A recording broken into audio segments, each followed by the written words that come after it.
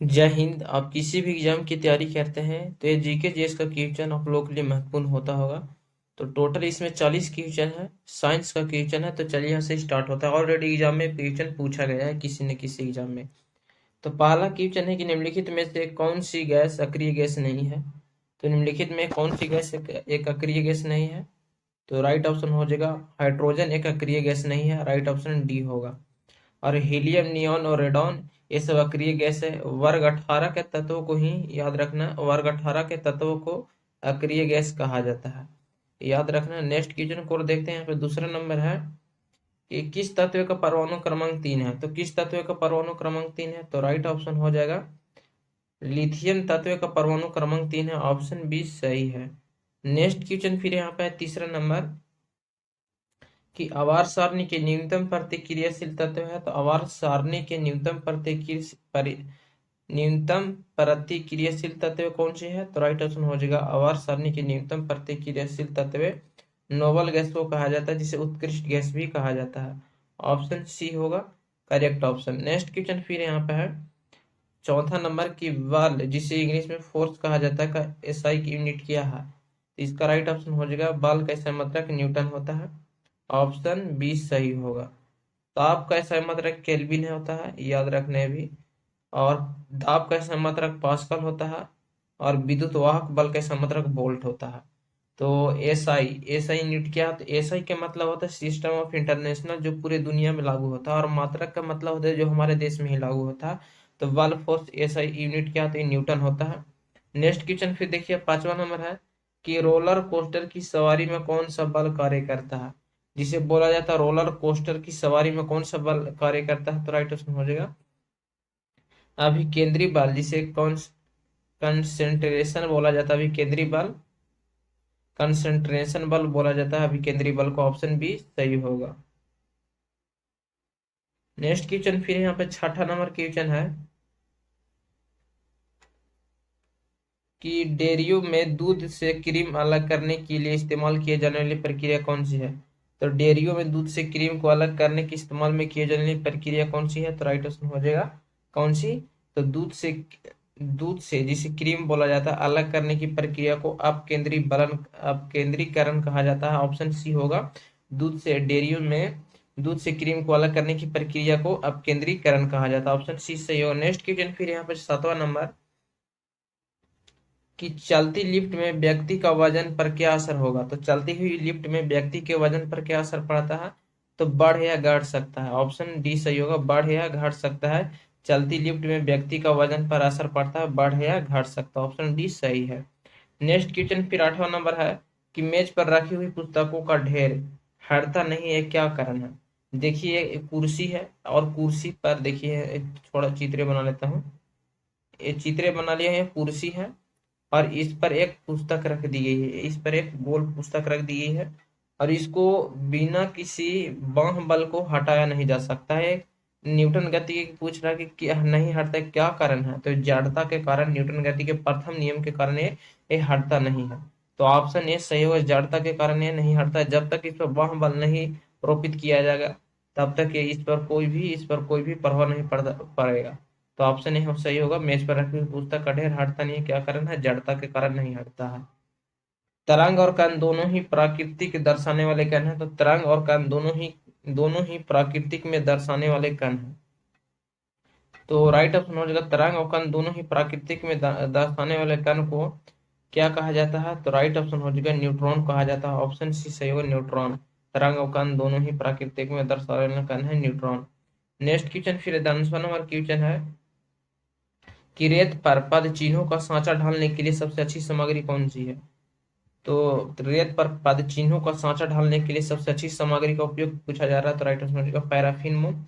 और मैं एक और बात बता दूं कि पीडीएफ आप लोग लेना चाहते हैं तो टेलीग्राम चैनल में लिंक में डाल दें, डिस्क्रिप्शन में डाल दूंगा। वहां पे जाके आप लोग टेलीग्राम चैनल से जाकर जुड़िएगा और आप लोगों को वहां पे पीडीएफ मिला जाएगा एक क्वेश्चन का। तो राइट ऑप्शन हो जाएगा रेत पर पद को सांचा ढालने के लिए अच्छी सामग्री पैराफिन मोम का उपयोग किया जाता है। लार की प्राकृतिक होती है, लार की जो प्राकृतिक होती है कैसी होती है। तो बता दूं लार की प्राकृतिक हल्का क्षारीय होता है या हल्का अम्लीय भी बोला जाता है।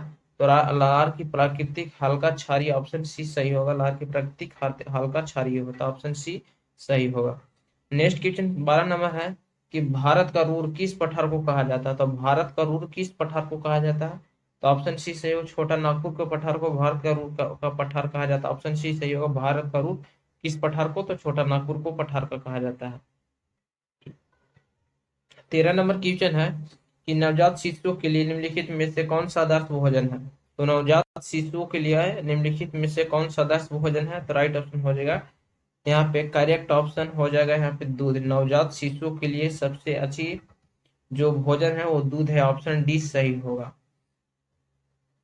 14 नंबर क्वेश्चन फिर यहाँ पे कि धमनी में किस माध्यम से यात्रा नहीं करती है? तो धमनी किस माध्यम से यात्रा नहीं कर सकती है? तो धमनी किस माध्यम में यात्रा नहीं कर सकती है? तो ऑप्शन सही होगा, निर्वात में धमनी का मान शून्य होता है, ऑप्शन बी सही होगा। धमनी किस माध्यम में यात्रा नहीं कर सकती है? तो निर्वात में, जिसे वैक्यूम बोला जाता है। वैक्यूम में धमनी के माध्यम धमनी यात्रा नहीं कर सकती, तो ऑप्शन बी सही होगा। निर्वात में धमनी का चाल जो होती है वो शून्य होती है।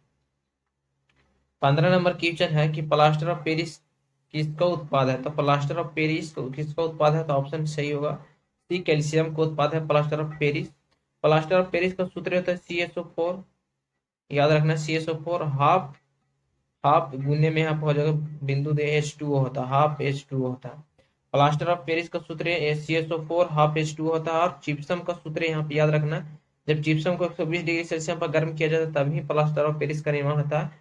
और CSO4 2H2O 2H2O जिसे जल बोला जाता है, कैल्शियम सल्फेट प्लस 2H2O जल, ये प्लास्टर ऑफ पेरिस थी चिप्सम का सूत्र है, जिससे अब इसे 120 डिग्री पर गर्म करेंगे तो ये बनेगा चिप्सम प्लास्टर ऑफ पेरिस प्लस जल में कन्वर्ट हो जाता है चिप्सम। तो याद रखना प्लास्टर ऑफ पेरिस किसका उत्पाद है? तो कैल्शियम का उत्पाद है। नेक्स्ट क्वेश्चन फिर देखिए यहाँ पर 16 नंबर है कि निम्नलिखित में से किस गैस का उपयोग सिगरेट के लाइटर में किया जाता है?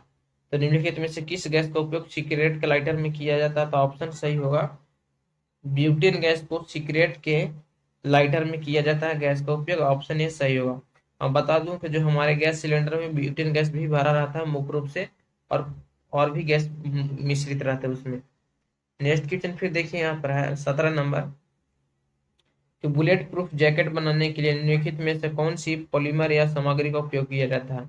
बुलेट प्रूफ जैकेट बनाने के लिए निम्नलिखित में से कौन सी पॉलीमर या सामग्री का उपयोग किया जाता है? तो केवलर, क्या बोला जाता है? केवलर का उपयोग किया जाता है बुलेट प्रूफ जैकेट बनाने के लिए, ऑप्शन सी सही होगा। केवलर बुलेट प्रूफ जैकेट बनाने के लिए इस सामग्री का उपयोग किया जाता है, ऑप्शन सी सही होगा, केवलर। 18 नंबर क्वेश्चन है फिर यहाँ पे कि प्रकाश का वेग को सबसे पहले किसने मापा था? तो प्रकाश को वेग को सबसे पहले किसने मापे थे? तो ऑप्शन सही होगा, रोमर ने प्रकाश को वेग को सबसे पहले मापे थे, ऑप्शन सी सही होगा। नेक्स्ट क्वेश्चन 19 नंबर है कि वायुमंडल में पराबैंगनी किरणों द्वारा अवशोषित किया जाता है। तो वायुमंडल में पराबैंगनी किरणों को अवशोषित किया जाता है, तो कौन अवशोषित करता है वायुमंडल में पराबैंगनी किरणों को? तो ऑप्शन सही होगा, ओजोन ही वायुमंडल में पराबैंगनी किरणों का अवशोषित करता है, ऑप्शन बी सही होगा 19 का। नेक्स्ट क्वेश्चन फिर यहाँ पे देखिएगा है 20 नंबर कि धातु के तार में विद्युत प्रवाह किसके प्रवाह के कारण होता है? धातु के तार में विद्युत का जो चालन होता है या प्रवाह होता है किसके कारण होता है? तो बता दूं इलेक्ट्रॉनों को प्रवाह के कारण ही धातु में विधारा का प्रवाह होता है, ऑप्शन ए सही होगा, करेक्ट ऑप्शन। नेक्स्ट क्वेश्चन फिर देखिएगा है 21 नंबर कि विटामिन सी निम्नलिखित में से किस खनिज का अवशोषण में मदद करता है? तो विटामिन सी निम्नलिखित में किस खनिज का अवशोषण में मदद करता है? तो बता दूं आयरन के अवशोषण में, जिसे लोहा बोला जाता है, आयरन को लोहा भी बोला जाता है, जिसका संकेत Fe होता है और हिंदी में नाम इसको लोहा है। तो विटामिन सी निम्नलिखित में किस खनिज के अवशोषण में काम करता है? तो आयरन के अवशोषण में या लोहा का अवशोषण में काम आती है विटामिन सी, तो ऑप्शन लोहा होगा। नेक्स्ट क्वेश्चन फिर 22 नंबर है कि रोशनी का वेग अधिकतम होता है, तो रोशनी का वेग सबसे अधिकतम कहाँ होता है? तो बता दूं वैक्यूम, वैक्यूम में रोशनी का वेग सबसे अधिक होता है प्रकाश के चल। वैक्यूम किससे बोला जाता है? तो निर्वात को बोला जाता है, याद रखना निर्वात को वैक्यूम बोला जाता है, इंग्लिश नाम है वैक्यूम। तो रोशनी का वेग सबसे अधिक निर्वात में होता है, जिसमें निर्वात में रोशनी का वेग जिसे प्रकाश बोला जाता है रोशनी का 3 × 10⁸ मीटर प्रति सेकंड होता है। 3 × 10⁸ मीटर प्रति सेकंड होता है रोशनी का वेग सबसे अधिक वैक्यूम में, जिसे निर्वात बोला जाता है। याद रखना, क्वेश्चन प्लॉट के पूछा था। 23 नंबर क्वेश्चन की किस दिन को राष्ट्रीय विज्ञान दिवस के रूप में मनाया जाता है? रामन इफेक्ट बोला जाता है। तो किस दिन राष्ट्रीय विज्ञान दिवस के रूप में मनाया जाता है? रामन रामन एक बहुत ही महान वैज्ञानिक थे जिसे 1930 में इन्हें नोबेल प्राइज से सम्मानित किया गया था। इन्हीं के नाम पर दोस्तों, इन्हीं ने ही राष्ट्रीय विज्ञान दिवस मनाने की घोषणा किए थे। तो राइट ऑप्शन हो जाएगा 28 फरवरी को राष्ट्रीय विज्ञान दिवस मनाया जाता है। तो ऑप्शन ए सही होगा, करेक्ट ऑप्शन। नेक्स्ट क्वेश्चन फिर यहाँ पर है 24 नंबर कि निम्नलिखित में से किसकी उपस्थिति में मानव शरीर के अंदर रक्त का जमाव को रोकती है? तो किसकी उपस्थिति मानव शरीर के अंदर रक्त जमाव को रोकती है? तो राइट ऑप्शन हो जाएगा रक्त जमाव को किसकी उपस्थिति के कारण रोकते हैं? हेपरिन। याद रखना, हेपरिन के कारण ही मानव शरीर में जो रक्त का जमाव होती है वो रोकती है हेपरिन। मानव शरीर में जो रक्त का जमाव होते है विटामिन के रक्त को थाका जमाती है। जो हेपरिन है रक्त को थाका जमाने में, रक्त को रोक जमने में मदद नहीं जमने देती है। तो उपस्थिति मानव शरीर के अंदर रक्त के जमाव को रोकती है। तो हेपरिन रक्त जमाव को रोकने में मदद करती है। 25 नंबर क्वेश्चन यहाँ पे है कि ओन्कोजेनिन के इसके लिए जिम्मेदार हो। तो ओन्कोजेनिन किसके लिए जिम्मेदार है? तो राइट ऑप्शन हो जाएगा कैंसर के लिए जिम्मेदार हो। ओन्कोजेनिन किसके लिए जिम्मेदार है? तो कैंसर के लिए। ऑप्शन सी सही होगा, करेक्ट ऑप्शन। ओकोजेनिन जो जिम्मेदार है कैंसर के लिए, और कैंसर को उपयोग किया जाता है उपचार के लिए किस नोबल गैस का उपयोग किया जाता है? तो रेडॉन गैस का कैंसर के उपचार में उपयोग किया जाता है।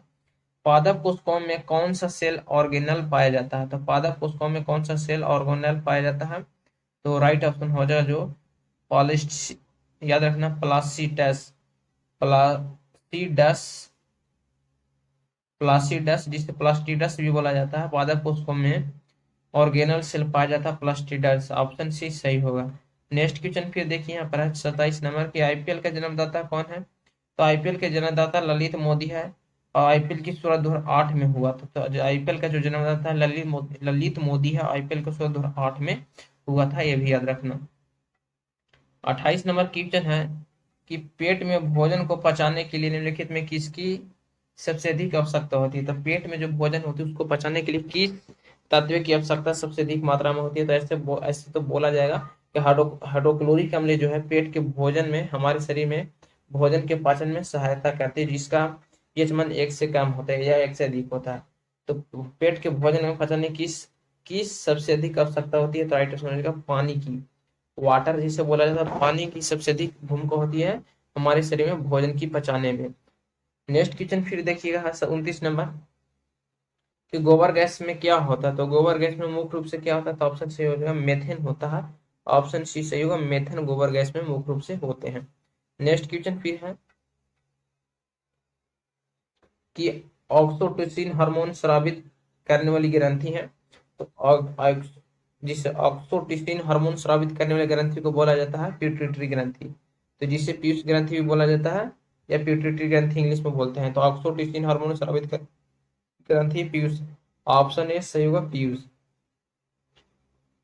Oxytocin is hormone excreted gland.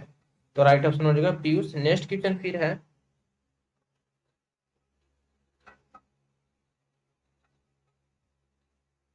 वृद्धि हार्मोन कहाँ से स्रावित होती है? Bear डैच growth hormone excrete. तो वृद्धि हार्मोन कहाँ से स्रावित होती है? तो ऑप्शन सही हो जाएगा जो वृद्धि हार्मोन जो स्रावित होती है पिट्यूटरी ग्रंथि से वृद्धि हार्मोन स्रावित होती है। ऑप्शन डी सही होगा, पिट्यूटरी ग्रंथि से वृद्धि हार्मोन स्रावित की जाती है। ऑप्शन डी सही है। नेक्स्ट क्वेश्चन फिर देखिए यहाँ पर है 32 नंबर कि गाय और भैंस के धानों में दूध उतारने के लिए, धानो जिसे बोला जाता है उसे दूध जिसे दुहा जाता है उस धान बोला जाता है, उतारने के लिए किस हार्मोन का सुई लगा देती है? तो याद रखना ऑक्सीटोसिन नामक हार्मोन का अब उपयोग किया जाता है गाय और भैंस में दूध उतारने के लिए। तो ऑप्शन बी सही होगा, करेक्ट ऑप्शन। नेक्स्ट क्वेश्चन फिर है 33 नंबर की पिट्यूटरी ग्रंथि कहाँ स्थित होती है? तो पिट्यूटरी ग्रंथि जो स्थित होती है कहाँ स्थित होती है? ऑप्शन सही होगा मस्तिष्क में, जिसे ब्रेन बोला जाता है। ब्रेन में पिट्यूटरी ग्रंथि संचित होती है। तो ऑप्शन सही होगा ब्रेन, ब्रेन में संचित होती है। ऑप्शन ए सही है, ब्रेन में, इसे मस्तिष्क बोला जाता है। 34 नंबर क्वेश्चन के मानव शरीर की सबसे महत्वपूर्ण ग्रंथि कौन सी है? तो the most important text of the human body is. तो मानव शरीर की सबसे महत्वपूर्ण ग्रंथि जो है कौन सी ग्रंथि है? तो पिट्यूटरी ग्रंथि मानव शरीर की सबसे महत्वपूर्ण ग्रंथि है। ऑप्शन बी सही है। नेक्स्ट क्वेश्चन फिर है 35 नंबर की, मनुष्य के शरीर में सबसे छोटी ग्रंथि है। तो मनुष्य के शरीर की सबसे छोटी ग्रंथि की बात की जा रही है, तो पिट्यूटरी ग्रंथि ही मनुष्य के शरीर की सबसे छोटी ग्रंथि है। 10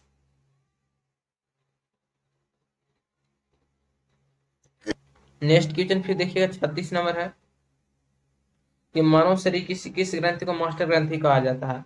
पीयूष ग्रंथि, जिसे पिट्यूटरी ग्रंथि भी बोला जाता है, तो ऑप्शन सी सही होगा। पीयूष ग्रंथि या पिट्यूटरी ग्रंथि को मानव शरीर के सबसे मास्टर ग्रंथि कहा जाता है, जिसे पीयूष ग्रंथि भी बोला जाता है। नेक्स्ट क्वेश्चन फिर 37 नंबर कि अपोहन का प्रयोग किस क्रिया को पूरा करने में होता है। तो अपोहन का प्रयोग किस क्रिया को पूरा करने में किया जाता है। तो राइट ऑप्शन हो जाएगा ब्रिक, जिसे किडनी बोला जाता है। किडनी के पूरा करने में अपोहन का प्रयोग किया जाता है। ऑप्शन डी सही होगा, करेक्ट ऑप्शन। नेक्स्ट क्वेश्चन फिर है 38 नंबर की, मानव शरीर में यूरिया की अधिकता का मात्रा किसमें पाई जाती है।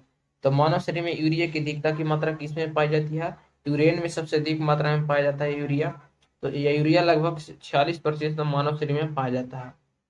लगभग में हमें याद नहीं उतना।